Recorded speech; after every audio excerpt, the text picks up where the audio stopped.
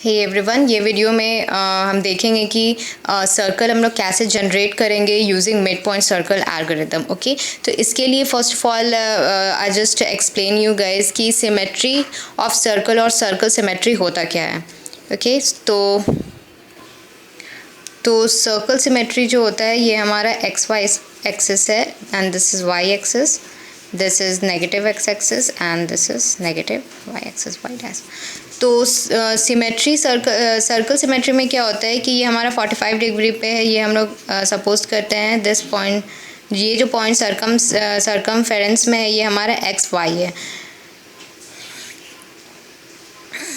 No ये जो point है हम लोग का सरकमफेरेंस में, ये हम लोग एज्यूम कर लेते हैं ये एक्स वाई है, ये 45 डिग्री हम लोग का, ये 45 डिग्री एंगल है, ये एक्स वाई है हमारा पॉइंट। तो अब हमारा ये हमारा फर्स्ट कोऑर्डिनेट हो गया, ये क्वाड्रेंट हो गया, this is second quadrant, this is third quadrant and this is fourth quadrant. ये हम जानते हैं कि हमारा फर्स्ट क्वाड्रेंट होता है, ये सेकंड क्वाड्रेंट होता है, ये थर्ड क्वाड्रेंट होता है एंड ये फोर्थ क्वाड्रेंट होता है। तो फर्स्ट क्वाड्रेंट में हमारा टोटल हमारा 8 ऑक्टेंट्स होता है और हम लोग का मिड पॉइंट सर्कल एल्गोरिदम हम लोग यूज़ करके जब सर्कल जनरेट करते हैं तो हम लोग को टोटल 8 ऑक्टेंट्स का हम लोग को सिमेट्रिक पॉइंट्स जो रहता है वो हम लोग को फाइंड आउट करना पड़ता है एग्जामिनेशन में। अगर हमारा मिड पॉइंट सर्कल एल्गोरिदम से सर्कल जनरेट करने के क्वेश्चंस पूछे जाते हैं तो हम लोग को टोटल 8 ऑक्टेंट्स का लिखना रहता है। तो 8 ऑक्टेंट्स ये होता क्या है, तो अगर ये 45 डिग्री पे इंक्लाइंड है, ये 45 डिग्री एंगल है एंड ये जो पॉइंट है ये हमारा एक्स वाई होगा ये ऑक्टेंट में। तो ये जो ऑक्टेंट, ये सेकंड ऑक्टेंट है, this is first octant, second, third, fourth, fifth, sixth and seven, eighth. ठीक है, ये 8 टोटल ऑक्टेंट होता है। अगर ये एक्स वाई है तो यहाँ पे जो पॉइंट होगा ये हम लोग का जस्ट रिवर्स हो जाएगा। रुकिए, क्लियरली मैं यहाँ बना के ये बताती हूँ आप लोग को, जस्ट वेट। सो अगर यहाँ पे कोई पॉइंट हमारा एक्स वाई है तो ये ऑक्टेंट में हमारा ये वाई एक्स हो जाएगा पॉइंट। ओके, जस्ट ये रिवर्स हो जाएगा, एक्स का वैल्यू वाई में चल जाएगा एंड वाई का वैल्यू हमारा एक्स में चल जाएगा एंड यहाँ जो पॉइंट होगा हमारा वो हो जाएगा x minus y, because x हम लोग का पॉजिटिव रहेगा, y this is negative.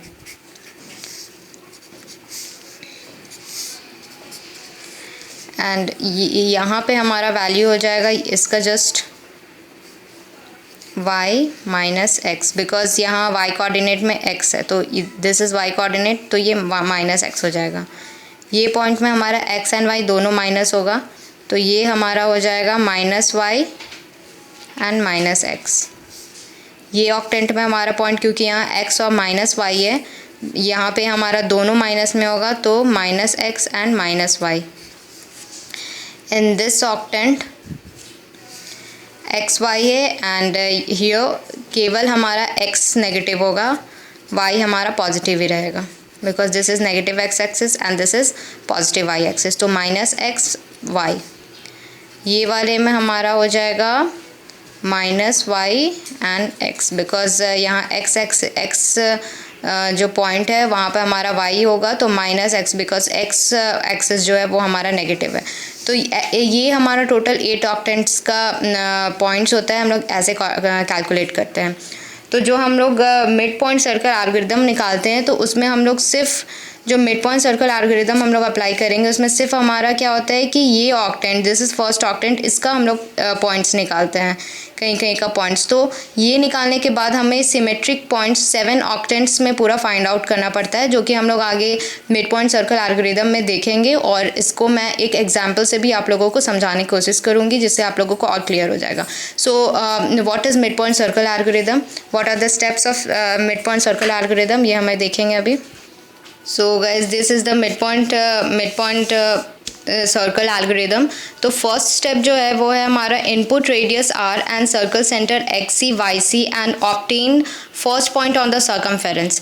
Means कि हमारा रेडियस अगर हम लोग का दिया हुआ है तो हम लोग इनपुट करेंगे रेडियस आर को, और हम लोग का सेंटर सर्कल भी दिया हुआ है x c and y c, तो हम लोग फर्स्ट पॉइंट को हम लोग इनपुट कर देंगे और सर्कमफेरेंस में, जो कि सर्कमफेरेंस में रहेगा। तो ये आप लोग समझेंगे कि कैसे हम लोग करेंगे।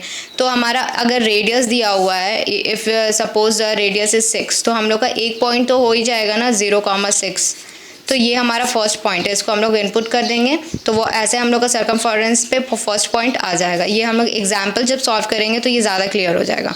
सेकेंड स्टेप जो है, calculate the initial value of decision parameter. हम लोग जो डिसीजन पैरामीटर जैसे DDA line algorithm and Bresenham's line algorithm में हम लोग देखे थे कि हम लोग डिसीजन पैरामीटर कैसे कैलकुलेट करते हैं, तो यहाँ सर्कल जनरेटिंग एल्गोरिदम में भी हम लोग का, और बोल सकते हैं हम लोग कि मिड पॉइंट सर्कल एल्गोरिदम में भी हमारा डिसीजन पैरामीटर को कैलकुलेट करना ज़रूरी रहता है। एंड वो हम लोग कैलकुलेट करते हैं P at 0 position is equal to 1 minus r. Okay, third step is at each x के position starting from k is equal to 0। हम लोग को 2 स्टेप परफॉर्म करना पड़ता है। फॉलोइंग टेस्ट हम लोग को परफॉर्म करना पड़ता है। अगर pk का वैल्यू हमारा लेस देन 0 है, दैट मीन्स अगर नेगेटिव है pk का वैल्यू, तब हमारा नेक्स्ट पॉइंट जो होगा वो होगा x जो होगा वो इंक्रीमेंट कर जाएगा 1 से, increment by 1 and y will remain same as it is earlier. Okay, अगर हमारा सपोज करो कि x हमारा 3 एंड 4 होगा, तो अगर हमारा pk का value less than 0 that is negative आया, तो हम लोग का नेक्स्ट x वैल्यू जो होगा वो 4 हो जाएगा एंड yk का रिमेन सेम, वो सेम रहेगा, तो हमारा वो 4 ही रह जाएगा। इसका यही मतलब होता है। और नेक्स्ट pk का जो वैल्यू होगा pk plus 1, that means the next pk value will be pk plus 2 xk plus 1 plus 1। ये फार्मूला से हमें नेक्स्ट pk का वैल्यू कैलकुलेट करेंगे।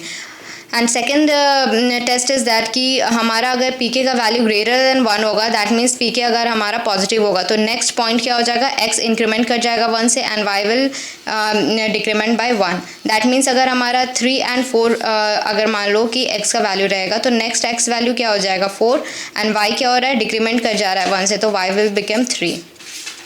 इसका यही मतलब होता है। और नेक्स्ट pk का वैल्यू जो होगा वो हमारा हो जाएगा pk plus 1 is equal to pk plus 2k plus 1 plus 1 minus 2 yk plus 1। इसका मतलब क्या है कि हमारा जो इसका ये जो वैल्यू है, जस्ट इसी में फार्मूला याद करने का एक सही तरीका है, यही वाले फार्मूला में जस्ट हमें ऐड करना है -2 yk प्लस 1, तो हमारा नेक्स्ट pk का वैल्यू निकल जाएगा जब हमारा pk पॉजिटिव होगा। Okay, so next step is step 4.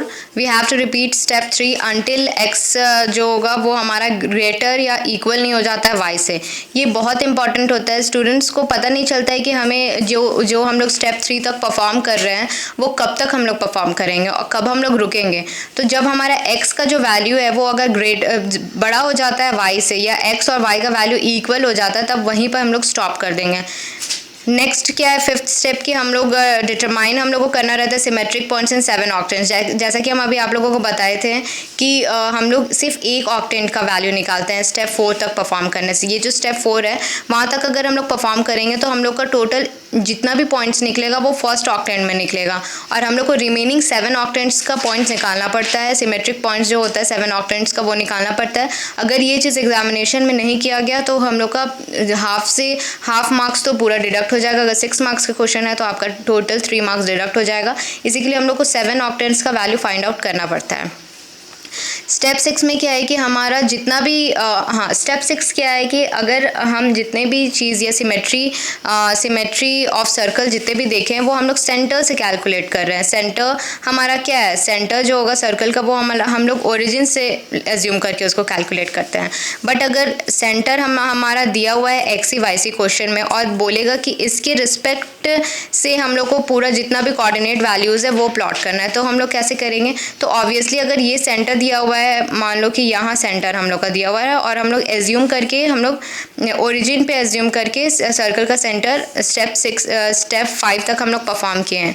तो जस्ट जितना भी हम लोग का पॉइंट्स कैलकुलेट किए हैं टोटल 8 ऑक्टेंट्स में, वो सारे में हम लोग x के वैल्यू जो भी होगा उसमें x प्लस एक्स ही कर देंगे जो सेंटर का वैल्यू, और y का जो है वो y प्लस वाई सी कर देंगे। जितना भी टोटल 8 ऑक्टेंट्स में जितना भी हमारा पॉइंट्स निकला है, कोऑर्डिनेट वैल्यूज़ निकला है, वो सारे में x वाला कोऑर्डिनेट में हम लोग x ही ऐड कर देंगे, y वाले में y सी ऐड कर देंगे। तो क्या होगा कि हमारे यहाँ से मूव होकर सेंटर यहाँ हो जाएगा और हम लोग का यहाँ पे जो सर्कल होगा वो हमारा कैलकुलेट हो जाएगा। जस्ट यही है यही टोटल 6 स्टेप होता है जिससे हमारा सर्कल जनरेट होता है।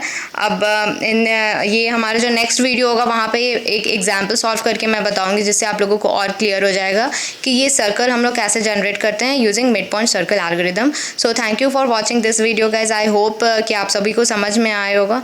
अगर अच्छा लगा होगा, समझ में आया होगा मेन, तो प्लीज़ लाइक करना नहीं भूलिएगा मेरे वीडियो को, and please do subscribe to my channel. Thank you.